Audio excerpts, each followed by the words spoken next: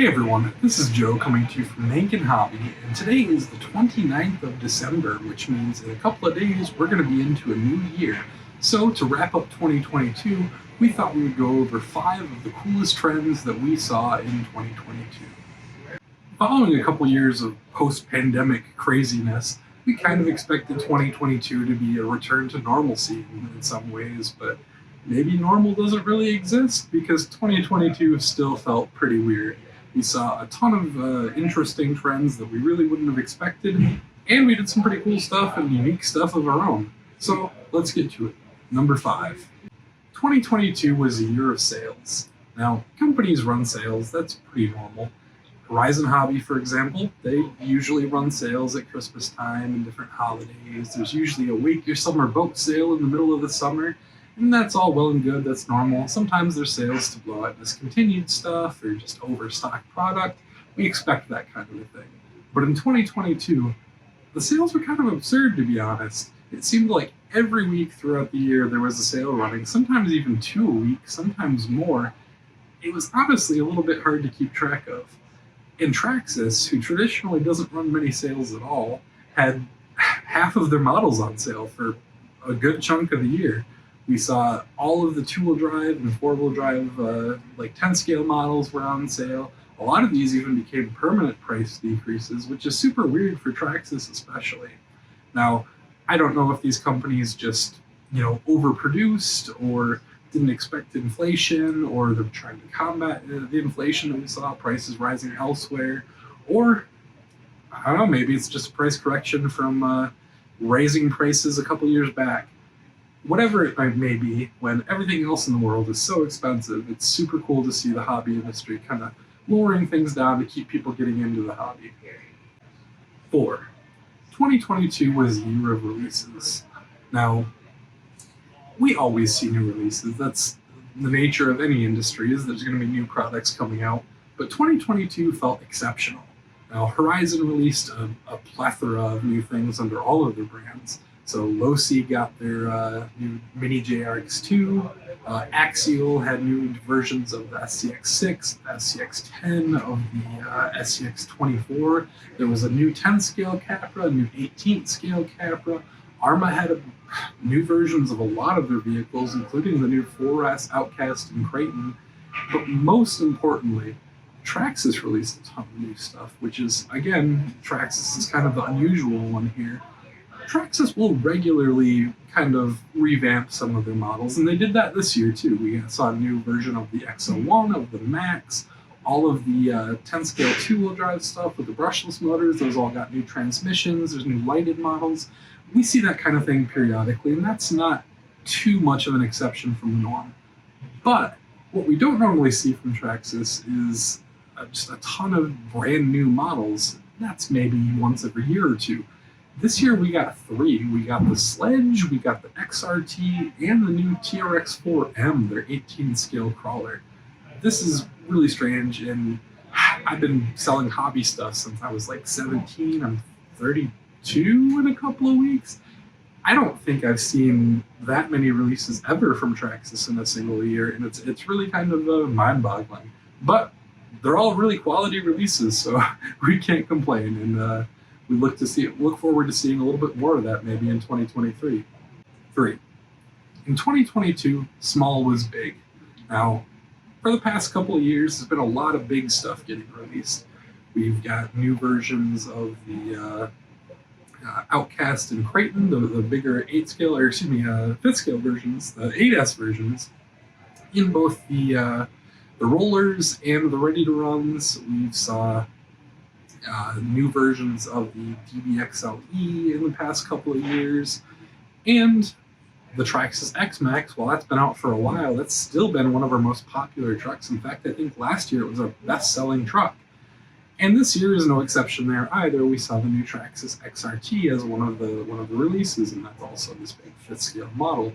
But for the past couple of years, we've also seen an uptick in the small scale stuff. A couple of years back, we saw the new Losi Mini B and the Mini T 2.0. And now this year, we saw the new Mini JRX2, and Axial has been doing a ton with their SCX24s for a couple of years, and this couple of years, and this year we saw a couple new models of the SCX24, and really across the board, the small scale crawling stuff has really kind of taken off.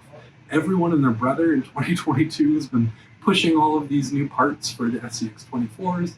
We get emails constantly from new manufacturers with their own lines of stuff, and we've been picking up a lot of this and selling a lot of this. It's really cool. We got Fury Tech stuff. Like there's really, the sky is the limit for SCX24 parts. That niche is super well served in 2022, and that's really exciting. And the small scale crawling trend has kind of continued with some new releases this year too. So Horizon released their the axial Capra at 1/18 scale, and that's super cool. It's not been as popular as the other 18 scale release though, the traxxas TRX4M, which has been leaps and bounds ahead of everything else that's ever been released, really. We had more pre-orders for this than just about anything else, not even just about, than anything else that we've ever taken pre-orders for. We get a shipment in and they're gone immediately. This has been super popular, and there's already a ton of aftermarket stuff for it. I don't know, this is just a trend that we can really get behind. We hope this continues into 2023. It's really cool to have an entry point that's pretty, low. You can get into one of these for 150 bucks or so. So people can get into the hobby at a low entry point and then still have all the room in the world to grow. It's a really cool thing to see. 2, 2022 was a drag. As with a lot of the trends that we've talked about, they're really kind of the culmination of things that have been going on for a couple of years, or the reaction of things that have been going on for a couple of years.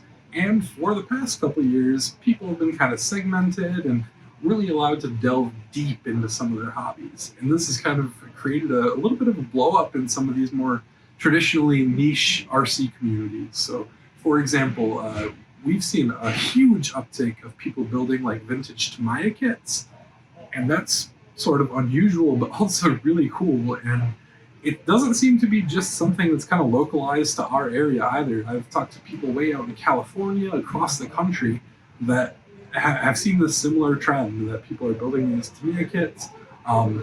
Drift racing or drifting, I guess, has always been a pretty popular thing for that core group of people, but we've definitely seen an uptick here. We've been hosting some events, and that's been really cool. But the really cool thing that has for a couple of years now been huge is drag racing. The no prep drag scene has been huge, and in 2022, everyone seems to still be super into it. All of our customers are still really into it. Anecdotally, it doesn't seem to be dropping off at all. But in 2022, we saw all of the major brands, traxxas, Losi, and Associated, just blow out their cars. Traxxas was practically giving away their drag slash for half the year. And what does this mean?